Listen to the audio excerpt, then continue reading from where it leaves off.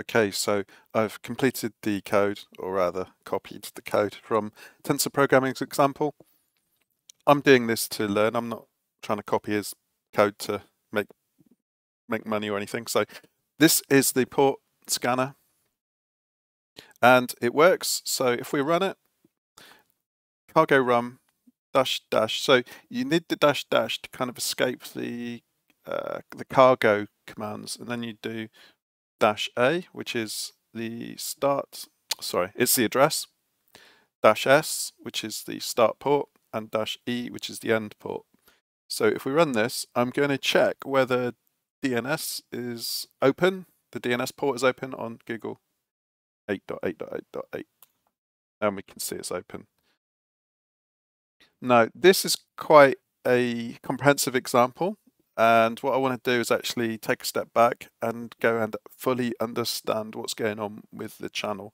So you see on line 75, we've got the initialized channel, let tx/rx tuple equal channel. When you're writing this, if you get to line 75, you actually get an error because you need to carry on and actually use the channel. So let's look at a more simple example. So from a learning point of view, we have a lot of code in the main example, such as Tokyo, etc., which is just not confusing us, but it's just adding complexity. This is the example from the Rust documentation using message passing to transfer data between threads. So Rust Playground, we're using standard sync, mpsc, multi-producer, single consumer. We're using the standard library thread, and we're using the standard library time duration. So let tx/rx, which you just saw in the fully working port scanner example, thread spawn. We use move because we don't want to borrow here. We want to actually pass the value. So we're passing ownership of the thread, and let's just run it.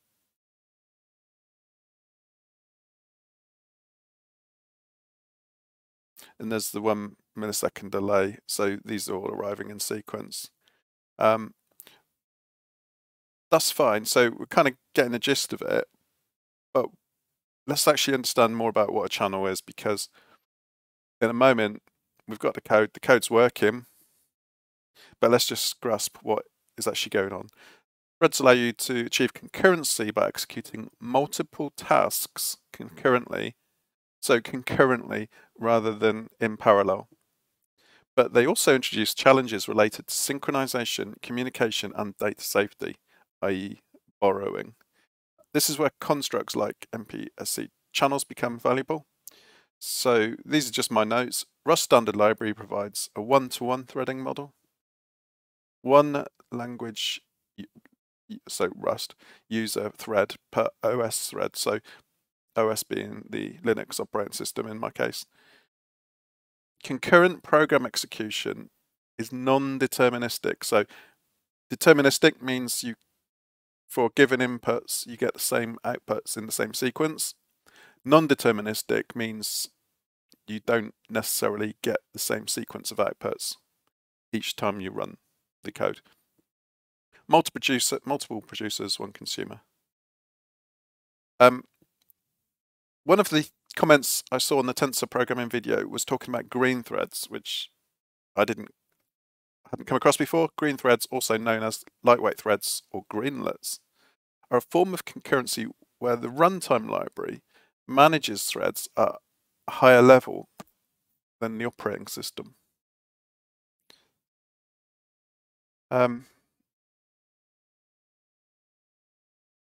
Channel manages threads. The channel in Rust's standard sync mpsc module helps manage communication and synchronization between threads, acts as a structured conduit for messages, ensuring safe and ordered communication between threads. If you've seen the description in the book Rust Crash Course by Abhishek Kumar, you'll see like a cylinder. It looks a bit like a tunnel. So coming from a networking background, I was kind of picturing it as like a VPN tunnel, but that's not necessarily the right way to consider it. But anyway, back to the notes. Are there any disadvantages to using channels? Yeah, complexity, deadlocks, resource usage, performance overheads, so on and so on. So this is all on GitHub, RGGH, mpsc. Okay, so I'm going to go back and just run some more examples, and we'll also come back and look at the code from Tensor programming. And then I'm going to start modifying his code, start breaking it, we'll see where we get.